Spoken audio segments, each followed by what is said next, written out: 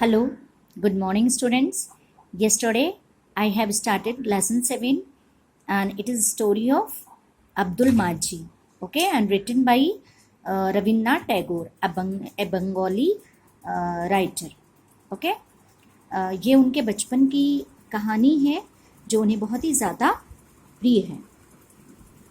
और आपने देखा कि अब्दुल माजी जो उनके यहाँ अक्सर आया करते थे और वो मछलियाँ पकड़ते थे और जब भी उनके घर आते थे तो उनके दादा के लिए मछलियाँ और कछुए के अंडे लेकर आते थे। Okay, so let's continue with the chapter. See second paragraph. It was the month of Chaitra and spring had almost ended.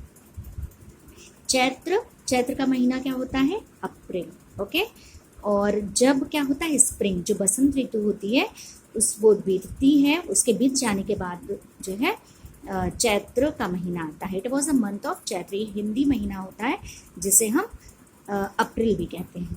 Okay, तो किसका महीना था? अप्रैल में।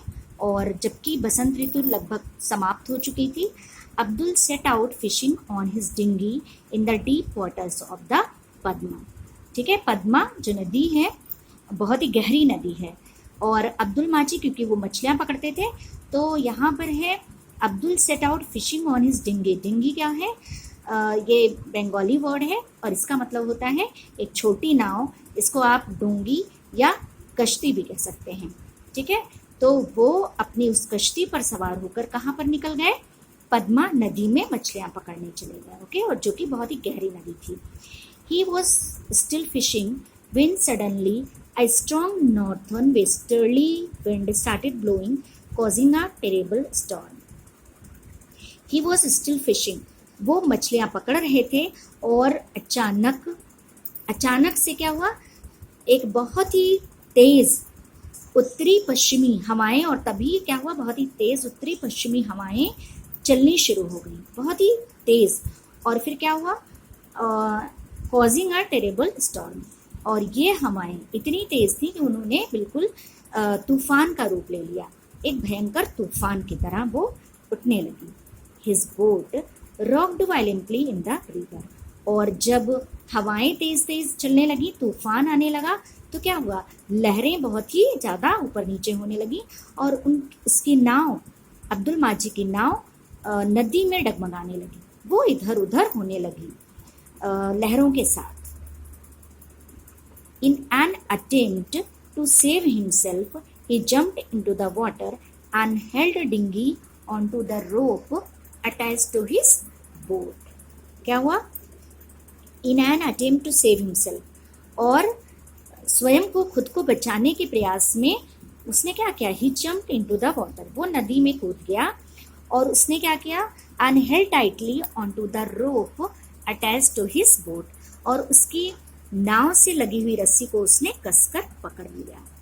ठीक है, उस रस्सी को उसने पकड़ लिया और वो नदी में कूद गया स्वयं को बचाने के प्रयास में। Okay, with the rope clutched in his mouth he swam to the shore. और क्योंकि वो पानी में कूद चुका था, उसे तैरना था नदी में, इसलिए उसने उस रस्सी को जो कि नाव से बंधी हुई थी, उसने उसे मुंह में पकड़ लिया, कसकर उसने मुंह से पकड़ लिया और वो तैरने लगा। कहाँ के लिए? किनारे की तरफ वो तैरने लगा। And manage to pull the boat with him to.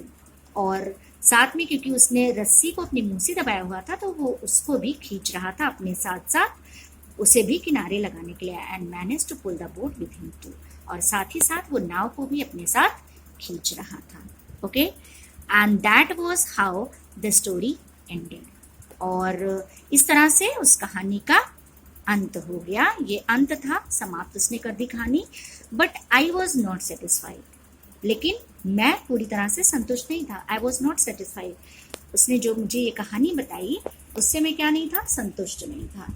I wanted Abdul to go on, मैं चाहता था कि अब्दुल मुझे आगे की कहानी भी सुनाए। I wanted him to tell me more about the storm and how he saved himself on the boat. और मैं चाहता था कि अब्दुल मुझे उसके आगे की कहानी भी सुनाए, उस तूफान के बारे में बताए और साथ ही मुझे बताए कि उसने खुद को और बोट को उस तूफान से कैसे निकाला, कैसे बचाया। I prodded him to go on.